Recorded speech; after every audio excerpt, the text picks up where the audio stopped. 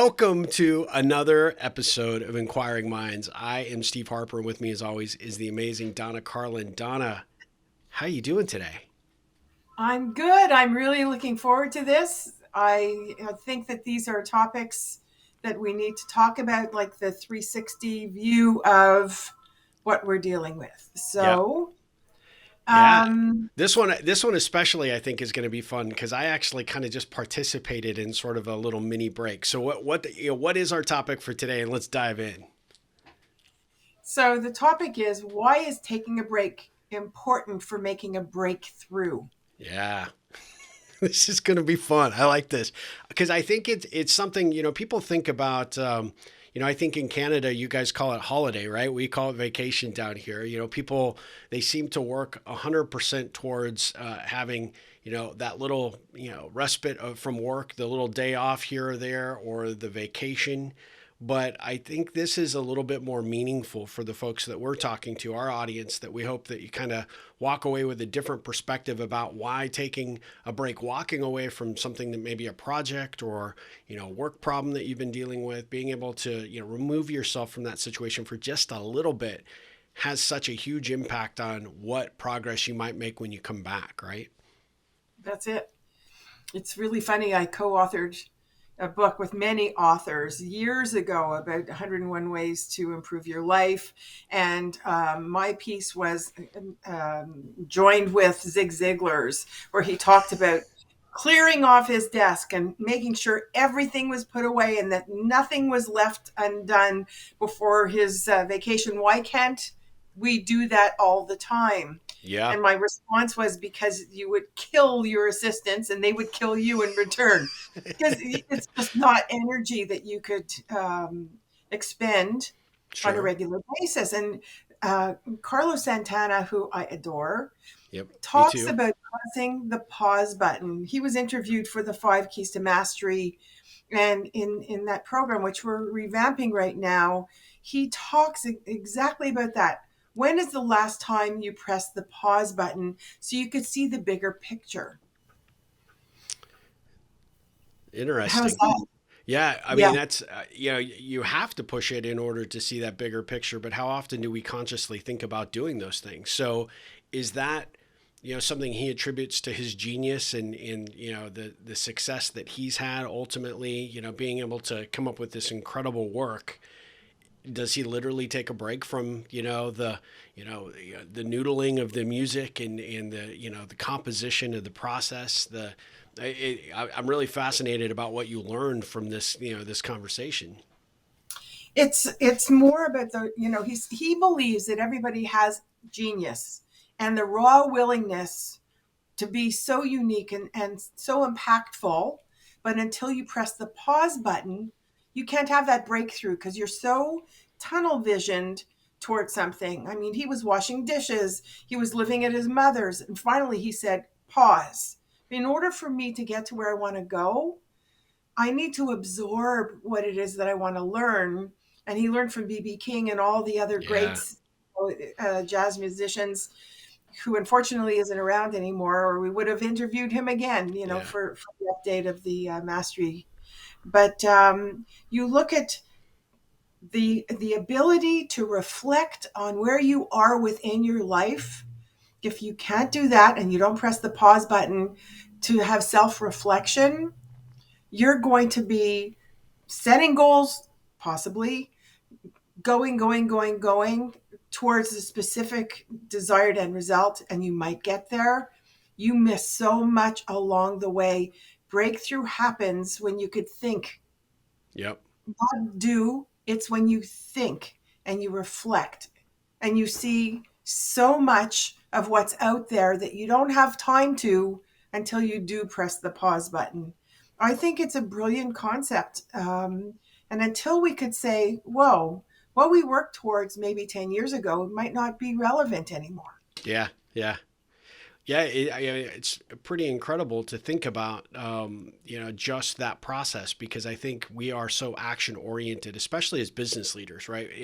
If we're not doing, we're not accomplishing, right? And there's this sort of misnomer about sitting still or taking a step back that you're not just as aggressively as hustling towards something, because, people can't see the progress, or they don't see you in your office at 6 a.m. and they don't see the, the work being done. And there is legitimately, I think, this misconception that, you know, doing anything makes it seem like you're actually doing something. And that's not actually true, right? Being able to take that break and take that step back, I think has a lot of value. I just recently started reading a book, and I don't have it with me, so I will misquote the title, but it's the art of doing nothing. And the Yeah, process, and I'll get this and I'll reference it, again on a future episode. But it has actually been an intriguing look at the process that artists go through. And artists can be, very wide-reaching, right? Can be any medium, including musicians. And a lot of those genius moments come from, really ordinary moments.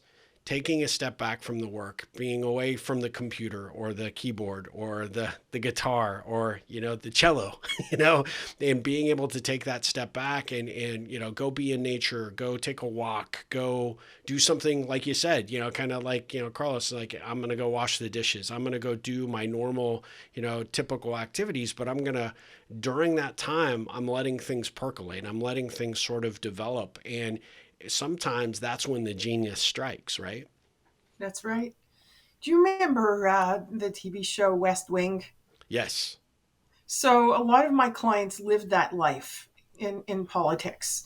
And you can't even imagine the intensity of every minute of every day between, press releases going out, hot issues, people running in and out for advice, Yeah. everything that's going on to run a huge machinery of government is mind-boggling, especially when it's something like foreign affairs, with wars imminent or happening, whatever's going on.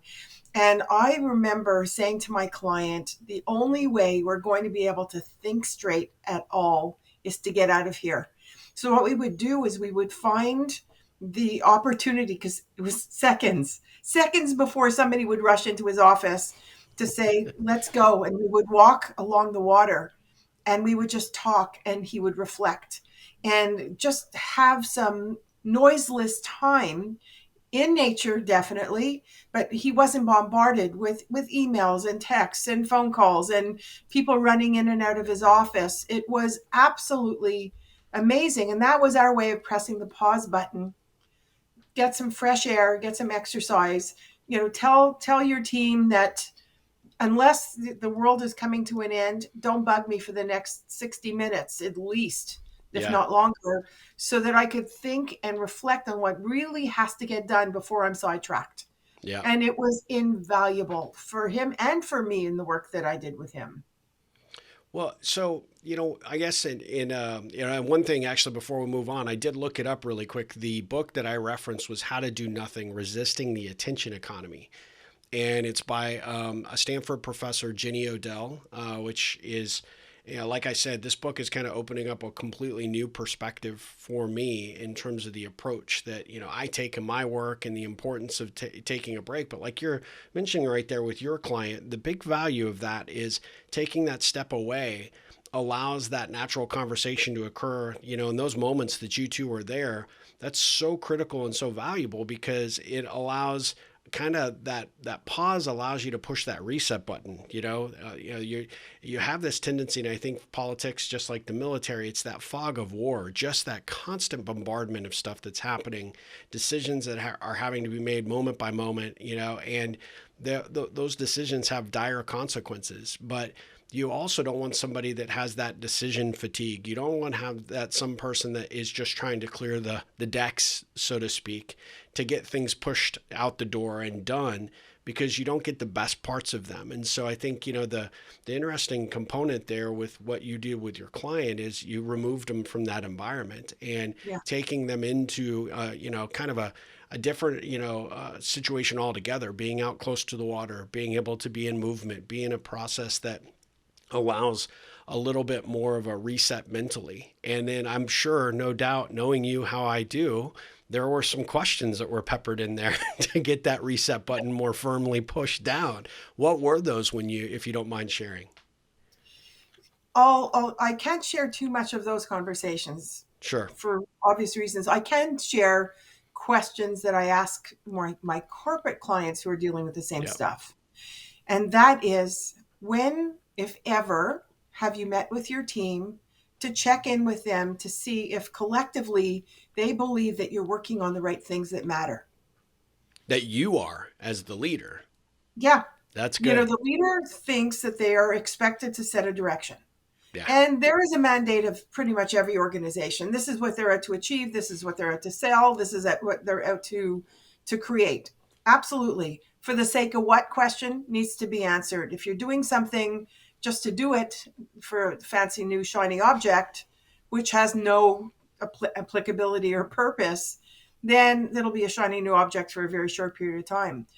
The other thing is, though, if you're doing work that has meaning, that's important, which I think every organization feels in Sure. their own way that they're doing important work. When have you gathered the troops and rather than speak at them, which is what happens in town halls and everything else, to say, this is what we're aiming for, this is why we're aiming for it, and the impact it's going to have. Are we on track? Are we working on the right things? And Yeah. what suggestions do you have for us to do it better, differently, or take a totally different route to get there? Ah, And, you know, the ones that do that not only start creating a strong connection with their teams because they're being heard, but they course correct on a regular basis to get exactly where they have to go. yeah. Yeah. So, you know, look at it from that perspective. Those are the questions to ask. That's a powerful question for a leader for sure. What about, for us as individuals, just out here, whether we're working on a new book or we're working on a project or we're considering a new startup idea. I think the premise of today's topic, taking that break away from something that you've put all your energy and your effort towards, right? Putting so much focus on, taking that step back to be able to have that Yeah. breakthrough, I think is super critical. I was thinking it's kind of not a project per se, but I was asked years ago when my mom passed, my dad asked me to do the eulogy, and I had no idea how to do a eulogy. I was not super comfortable doing it, but I decided the day that I was going to figure out what I was going to say, I took a hike in the mountains and I walked further than I probably have ever walked. But from the time I started to the time I got to the top and then came back, I had the eulogy completely in hand. And I didn't have paper. I didn't have, any way to record the notes. I suppose I could have, talked into my phone, but I didn't. I just allowed the freedom of just being able to go forward and think, without the constraints of anybody, saying, well, you've got to work this in, or you got to do this, or you got to talk Yeah. about this, right? Completely removed myself from the level of distractions and at the time grief, right? So that I could literally allow myself that space and opportunity to have that breakthrough. And, I think it came across, I'm biased, but I think it came across really well and allowed me to feel even more confident and comfortable than if I had been sitting in my dad's house behind a computer trying to, hammer out something onto a keyboard, right? So, I think, there's whether it's those personal situations that you find yourself in or those big things that you're wanting to work towards, that new career path, that new business startup idea, or you're just working on a project, sometimes just allowing yourself that time and space to move away from it for just a bit, you'll come back and be like, oh, there was that spark of genius. There was that spark of innovation or creativity, right? You know what?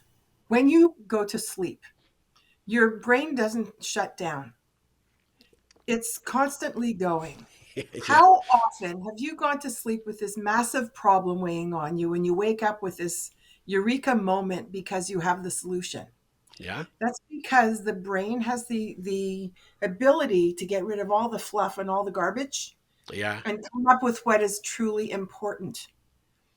Pressing the pause button allows you to do that consciously, not unconsciously, so that you could do the same thing and have breakthrough. Yeah. So set Absolutely. an intention for the day, not a goal. Set an intention. Your intention is to stay present. Your intention is to create that pause in a chaotic life in order to do something or not do anything. Yep. There's nothing to be, feel guilty about if you don't do anything. It's critical to your mental and physical well-being to just absorb what's there. So next time you go for a walk, if you're going for exercise, slow down a little bit and acknowledge the people you're walking by. Yeah. Don't just count your steps. Remember, there's a world out there, and the most amazing opportunity just might come towards you because you've cleared the clutter. Yes. Oh, I love that. Yeah, cleared the clutter. I mean, it's that's a perfect way to end, on that thought. As our listeners and our viewers on YouTube, I mean, certainly we appreciate you guys tuning into these conversations, and we hope that we give you some insights, some things that you can walk away from and start to apply. And clearing the clutter is certainly one of those great ones to do for sure. So, carry it forward. Let us know how you're dealing with this, right? Let us know what types of, how you're taking your break and what type of breakthroughs that you've had. We'd love to hear it. Donna, maybe share with our listeners and our audience how they can, reach out to us and share some of their perspectives on this topic. Well, as you could see in front of you, our websites are right underneath our faces here. So the best way to contact us is through our websites and share what you've been dealing with, what worked for you, what resonated. We'd love to hear that. Our Facebook page, Inquiring Minds with Donna Carlin and Steve Harper, great place to Yep. suggest topics to discuss and to literally create, an ongoing conversation. We welcome that, and all kinds of social media, which you could have access to from our websites. The links are there.